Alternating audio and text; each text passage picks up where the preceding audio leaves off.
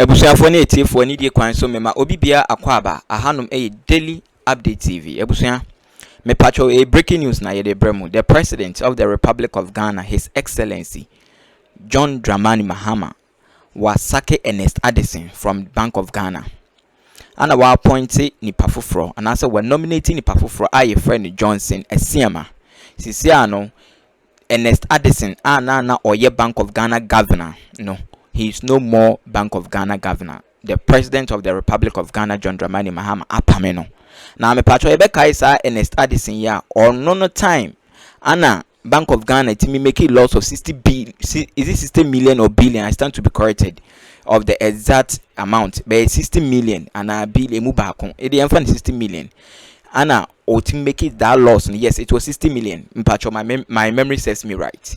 60 million Ghana cedis and we make it that loss no patch rebecca yenya ntie bi kra say Appoints ke bi kra no ntimi on fan ko parliament for parliamentary approval ayen sema na omokeka kire said Ernest Addison no oye incompetent na enkoma bi nso akoso pa regarding to anra nsema esiye ewo parliament a minority omobubu nkonya omobubu anodon premo anodon prema orders nkofu nkobubu nkonya ai na woman bubu nkonya no kwa ache so kan ya na o sha ase no de akonya si table no so that is the chairman table no kofa akonya kwa de be si so ana ne other cabals no so join in no ana bubu nkonya say that is the appointment committee o munwuma no mo yinyina nti no enkoma koso a na najanto a apia babonten enso abeka nyansasem a kire mo yenko tie audio no so yakopon sha na onyo kesim da se bebre.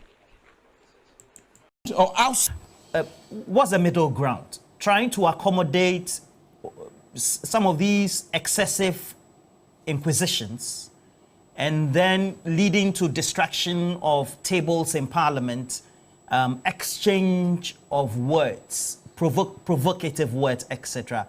And then saying that that's part of the vetting process at this point in time. Is that what trying to find the best material as they are nominated by the president to fill ministries? I'm trying to. Good morning to our good morning. Your own commentary so far. I'm trying to place your question in a certain context. That the president would have to pick people from, according to the law, from parliament. And in picking them, he needs to know their character, right? And if this is the character they are showing, is it right for the president to pick people like that? Is that where you're heading for? Is that what you mean? I'm asking if that should be the way. Well, what does the Constitution say? It's the Constitution that determines where the president should pick his appointees from. But let me add something to what my brother said on the salt. Yes, Ghana is behind Senegal, but the crystals that Ghana has is much better than the crystals than Senegal. Yeah. So we have a much better price for our salt than Senegal does. Both domestic and industrial salt. Now, gross disrespect. First point of call, the parliamentarians have not respected Ghanaians. One side or both sides? Both sides. The parliamentarians are not there because they are handsome, because they are beautiful, because they have brains in their head, because they don't have brains in their head. They are there because of the people of Ghana to serve. And it looks as if they haven't learned from the debacle of 2020. That is the most painful part of all. And it looks as if it is a place of entitlement. We've been voted for, so it is our entitlement to do whatever we want to do. It is wrong. Very wrong. It's gross indiscipline, it's ludicrous, it's disrespectful, absurd, and preposterous for them to act the way they were acting yesterday, unfortunately. Even to the point of fisticuffs. They are the ones who were asking the nominees their profession, didn't they? And you got this degree in this, you got this degree in... Most of the parliamentarians there, do they not have degrees? Are most of them not lawyers? That at a point when the time was going, because you see, one thing they should remember is that they are vetting people where Ghanaian public too is watching. So the time duration should be structured. I stayed in the office till 11 yesterday just watching, because I didn't want to miss anything, especially when I knew it would be a discussion for this morning. People have to sleep and wake. There has to be a time limit on it. And why do they keep putting more people in to be vetted? They were supposed to vet 3. No, yesterday, Samukujetu was supposed to have been added. I think it's the long hours. No, they added. Originally, it was 3 people. Then they added. They added that, I think, 5 or 6 people. And the time was going. Why? Was there a particular reason? Had the president put some challenge on them to finish the vetting quickly? Was that what it was? Why would they vet people for so long a duration? Because look, human beings, after a while, you lose concentration. After a while, your body faculties go into a certain kind of way. You are not as fresh morning when you get to night. That's why we go to sleep, isn't it? For the body to rejuvenate itself. Why did it go for so long? But I would have thought, if they wanted to stop, and NDC wanted to go on, and MPP wanted to go on, shouldn't it be leadership going into conclave? Couldn't the chairman, couldn't the ranking, couldn't Dafia Mapo, those leaders there, couldn't they tell the people of vetting, we need to go into conclave to discuss a few matters. Go and discuss it and then come back and tell us. Couldn't they have done that? That they had to exhibit what they exhibited on the floor of Parliament? Was that right? And I asked the question, and my brother, I'm not sure whether it was Prof or, I think it was Prof, when I indicated, and correct me if I'm wrong, when I indicated, do the laws of this country, do they apply to Parliament? Do they? Or it's only... They apply in relation to the Constitution as indicated, and then also the standing orders. Are the laws higher than the standing orders? Law of the country higher than standing orders? Yes. The Constitution is supreme. Okay. So, was the police there?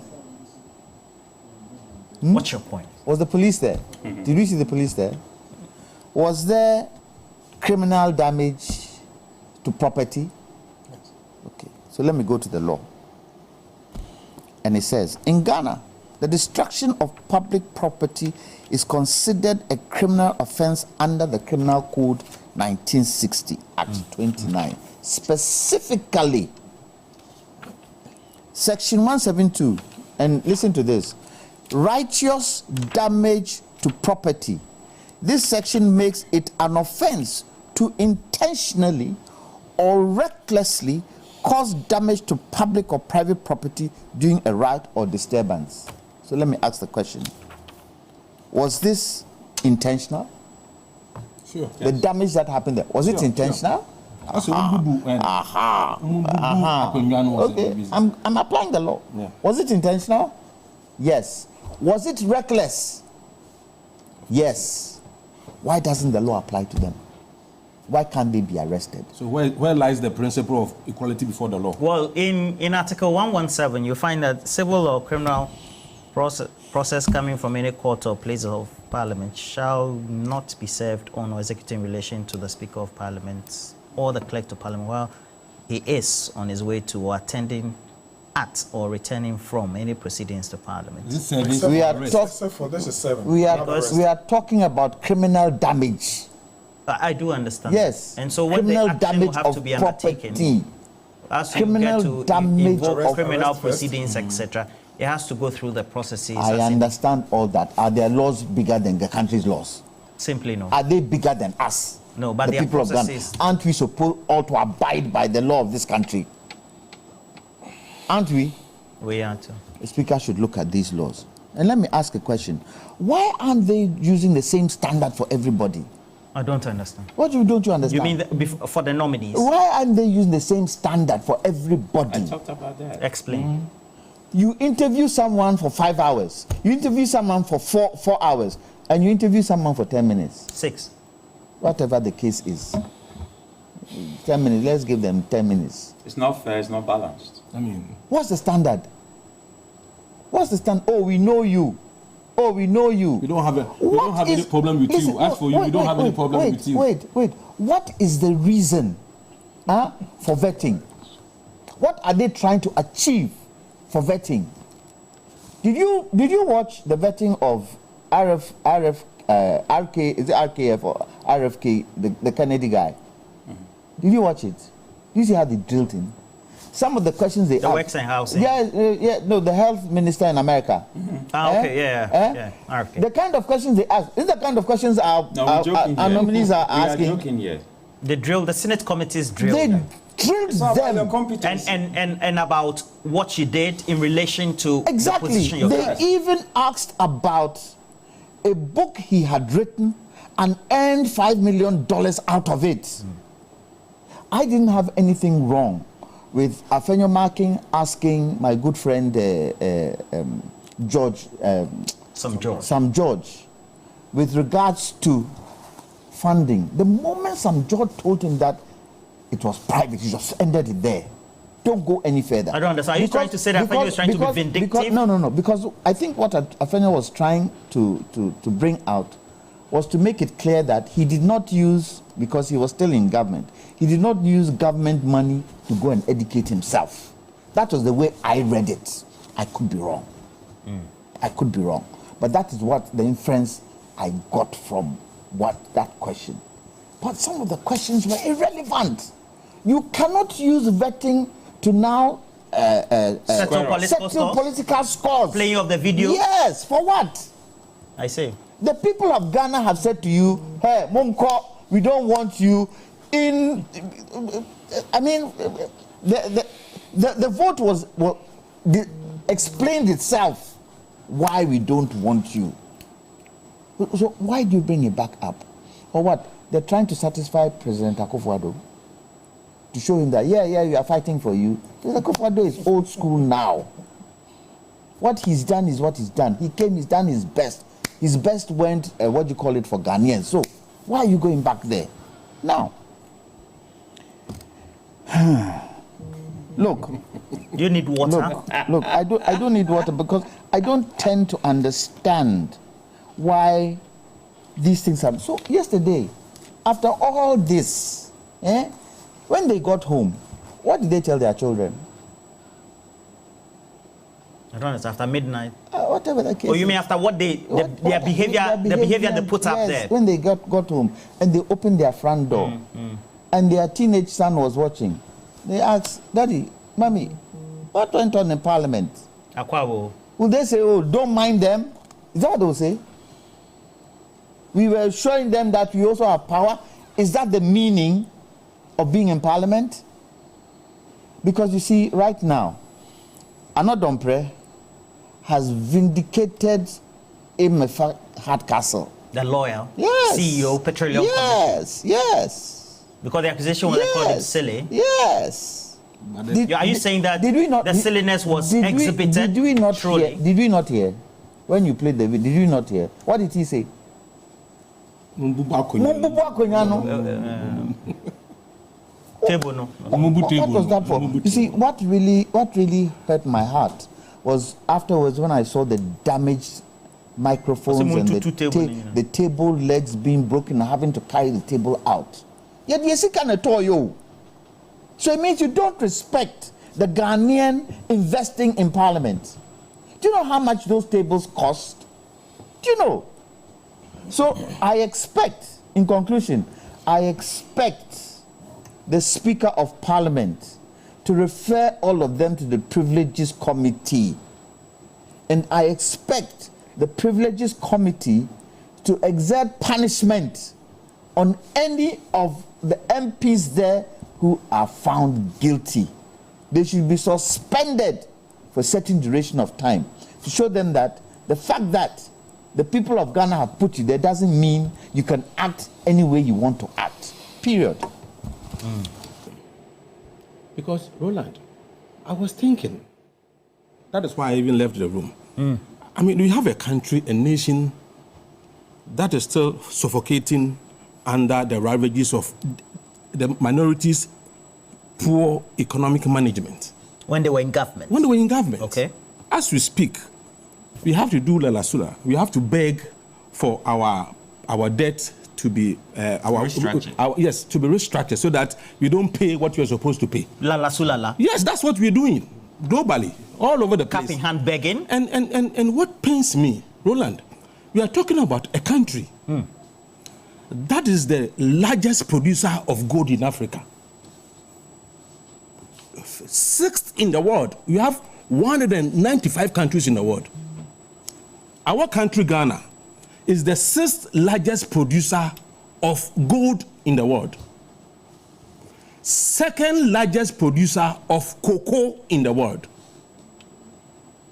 5th largest producer of manganese in the world. 11th largest producer of bauxite in the world. Talk about salt. We are 2nd after Senegal in Africa. I mean, you have a country like this, and a country that has become so poor. Look at the paradox of our situation. A country so rich, yet so poor. And we elect people to go and discuss issues that would ensure the forward march of our nation towards economic prosperity. And this is what they give us in return. People that we employ, by voting for them to represent, we employ them. We pay them with our taxpayers' money. Then they go and do this despicable, unconscionable behavior. Despicable? Yes. Unconscionable? Yes. I mean, why? I mean, and I was asking myself, what was Akroma trying to achieve? What was his motivation? Ghanaians have rejected you. The same issues on which Ghanaians rejected you, you've gone to resurrect all those issues again, as if you're going to court sympathy with Ghanaians. Ghanaians are not ready to sympathize with MPP at this stage because we are still suffering from the effect of their misgovernance and mismanagement of the economy. No honeymoon for them. No, so I was, I mean, Akroma is a friend. If I were in Ogasco, it was my juniors in Ogasas. Let me put it on record, I was one of the few people who, inspired him in politics. And he would testify to that. And I was so disappointed. I mean, what was he trying to achieve? And I don't blame him. Why should you have a system? And I've been questioning the kind of wisdom that went into the decision to give a blank check to a ranking member, that he can ask unlimited questions. I mean, what kind of... Perhaps it's because the chair of the committee, Bernard Ahiafo, who is also a deputy speaker, according to what the criticism is, has been very weak and feeble. Yeah, but no. Why do you... Would that be a good argument? Because he said... Bernard said there is they have a rule to follow, and according to the rule, the ranking member should be given unlimited time or unlimited questions. I mean, does it make sense at all? Does it make sense? So if he decides that he's going to ask 1,000 questions, you should be allowed to ask 1,000 questions. The same person, somebody, Greater Accra regional minister came, no question. 6 minutes. 6 minutes. And what kind of nation are we building? And what kind of democracy are we building?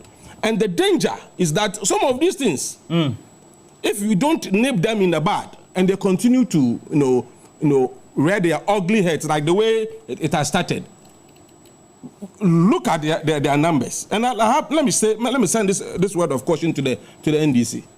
Ghanaians have handed to you unprecedented mandates with astounding majority. Never in the history of this country.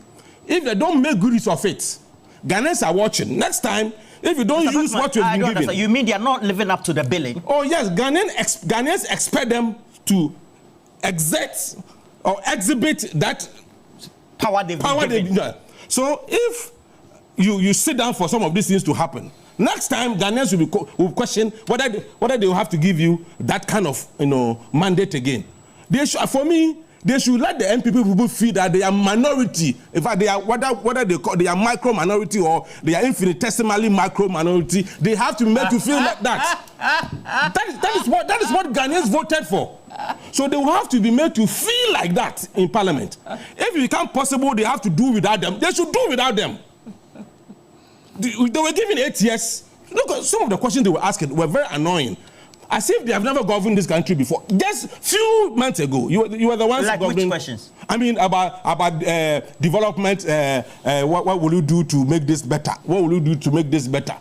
As if when they had 8 years, they never thought of making anything better. I mean, they should give us a break. MPP must give us a break. It is getting too much. Now, I'm beginning to think that in MPP now there's no leadership.